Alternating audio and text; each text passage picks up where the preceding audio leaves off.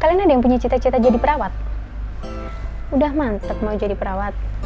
By the way, itu karena keinginan kalian sendiri atau keinginan dari orang tua kalian? Halo semuanya, selamat datang di videonya Siska. Di video kali ini aku mau jelasin ke kalian tentang jurusan keperawatan sebagai referensi khusus buat kalian yang berminat untuk jadi perawat ataupun masih bingung mau ngambil jurusan apa setelah lulus sekolah nanti. Stay tune ya. Oke, jadi pertama-tama aku akan jelasin ke kalian tentang ilmu keperawatan. Di ilmu keperawatan nanti, kalian akan belajar tentang gimana sih cara memberikan pelayanan kesehatan baik ke orang yang sehat maupun ke orang yang sakit, baik dia itu sakit secara fisik, psikis, maupun sosial, sampai akhirnya orang tersebut memiliki tingkat kesehatan yang baik. Nah, selanjutnya keuntungan kalian berada di jurusan keperawatan ataupun yang sudah bekerja sebagai perawat adalah: 1. Kalian bisa berkontribusi di bidang kesehatan, serta kalian bisa mengetahui isu-isu terkini dan terbaru seputar dunia kesehatan. Yang kedua, kalian akan mendapatkan pendidikan yang berkualitas yang nantinya akan membentuk mental kalian dan akan membentuk sudut pandang yang baru dari diri kalian sebagai manusia. Jadi kayak lebih memanusiakan manusia yang lainnya gitu. Yang ketiga, kalian punya banyak spesialisasi jurusan ketika kalian sudah lulus dan bekerja nanti.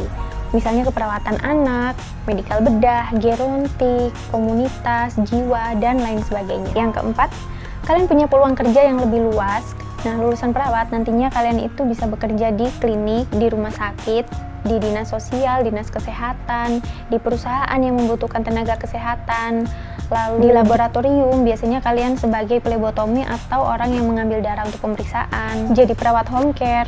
Jadi perawat itu semata-mata nggak cuma bekerja di rumah sakit ataupun di puskesmas aja. Jurusan ini memiliki peluang kerja yang lebih luas.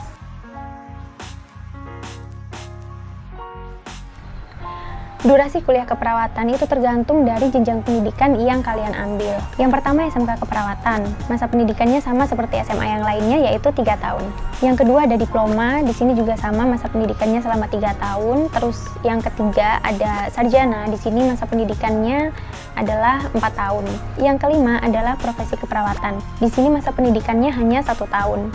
Nah, bagi kalian yang mengambil jurusan sarjana keperawatan, otomatis kalian harus melanjutkan ke profesi keperawatan, sehingga masa pendidikan kalian nantinya total 5 tahun.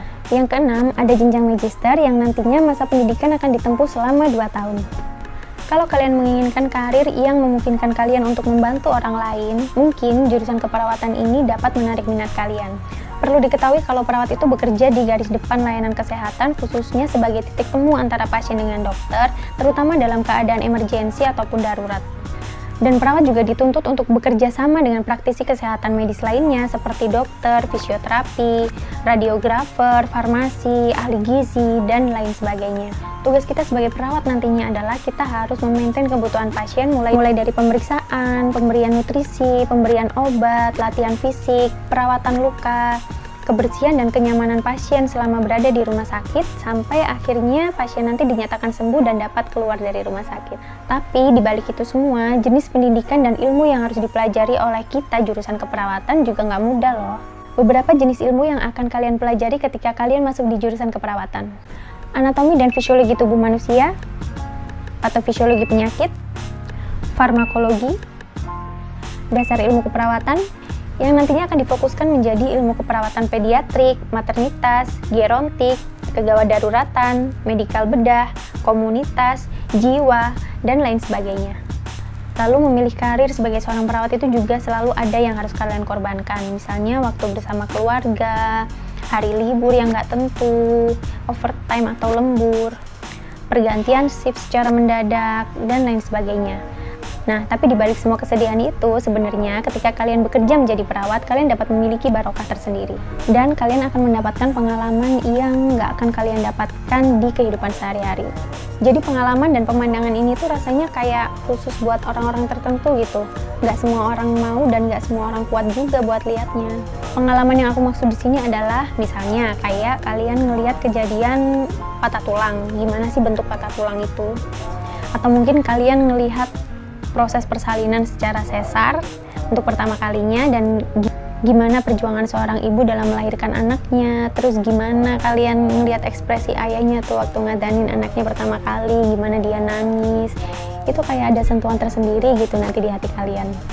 Ada rasa terharu gimana gitu. Atau mungkin ketika kalian merawat pasien dengan gangguan kejiwaan, kalian akan berpikir, apa sih yang menyebabkan orang ini sampai kehilangan akal sehatnya, sampai akhirnya dia jadi halusinasi ataupun melukai dirinya sendiri. Intinya hal-hal yang nggak lumrah kalian lihat sehari-hari itu bakalan ada di mata kalian, dan itu bakalan kayak keren banget gitu, kayak cuman lo aja yang bakalan tahu gitu.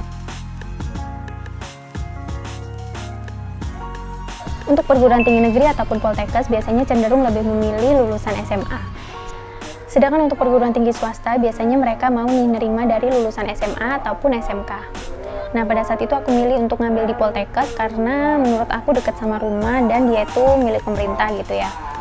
Terus setelah aku datang ke sana dan tanya-tanya, ternyata di sana itu tidak menerima siswa lulusan SMK karena dikhawatirkan nantinya tidak bisa mengikuti pelajaran yang akan diberikan seputar keperawatan.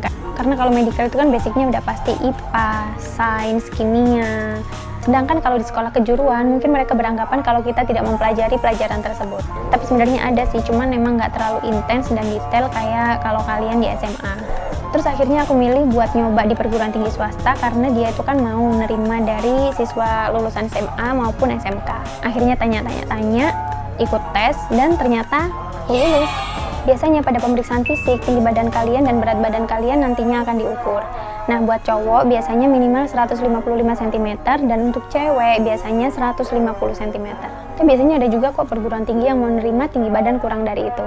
Di sini kalian akan diminta untuk menyebutkan angka yang tergambar dalam susunan warna yang berbeda. Nah, biasanya kalian juga diminta untuk menyebutkan apa warna dari gambar tersebut. Tes ini penting banget karena nantinya di dunia kerja kalian itu akan melihat berbagai warna cairan. Kayak misalnya cairan obat, infus, nanah, darah, ataupun jenis-jenis luka. Nah, hal ini nanti akan sulit banget buat kalian kalau kalian tidak bisa membedakan warna. Di sini kalian akan melalui seleksi tes kemampuan dasar seperti syarat untuk masuk ke perguruan tinggi lainnya. Terdiri dari mata pelajaran matematika, fisika, kimia, bahasa, terus ada juga kayak kewarganegaraan, geografi, dan lain sebagainya. Terus ada juga tes psikologi nih. Menurut aku ini yang paling sulit karena kalian dituntut untuk selalu fokus dalam rentang waktu yang lama. Jadi nguras energi banget sih sebenarnya. Selanjutnya adalah tes wawancara. Di sini kalian akan ditanyai mengenai apa sih alasan kalian memilih jurusan keperawatan. Terus gimana nih kesiapan kamu untuk menjalani pendidikan keperawatan nantinya? Kan pendidikan keperawatan itu juga nggak gampang. Nah, setelah kalian mempersiapkan semua dokumen dan menjalani tes-tes yang telah dianjurkan, berarti kalian tinggal nunggu nih, kalian keterima apa enggak nanti di jurusan keperawatan. Pengalaman selama menjalani pendidikan keperawatan sebenarnya juga nggak mudah sih, banyak naik turunnya. Jadi selama pendidikan nanti tuh kalian diharapkan untuk selalu bisa memanajemen waktu kalian, karena kegiatan yang akan dilakukan selama pendidikan itu amat sangat padat. Kalian harus bisa menyeimbangkan waktu antara praktek dan kuliah. Karena nggak menutup kemungkinan juga nanti ketika kalian sedang praktek di rumah sakit, kalian juga harus mengikuti kuliah reguler di kelas. Dan untuk jam prakteknya itu juga disamakan dengan jam kerja perawat, jadi bisa 7-8 jam. Belum lagi kalau ada tugas-tugas yang deadline dan ujian dadakan. Tapi tenang aja, semua itu bakalan worth it kok kalau kalian udah kerja nanti. Oke, segitu aja video dari aku. Aku yakin videonya bermanfaat banget buat kalian yang masih bingung dengan jurusan keperawatan. Semoga video ini bisa membantu kalian. Jangan lupa klik like, komen, dan subscribe. Terus jangan lupa share ke teman-teman kamu ya, biar videonya juga bermanfaat buat yang lainnya. Oke, stay happy, stay healthy. Bye-bye.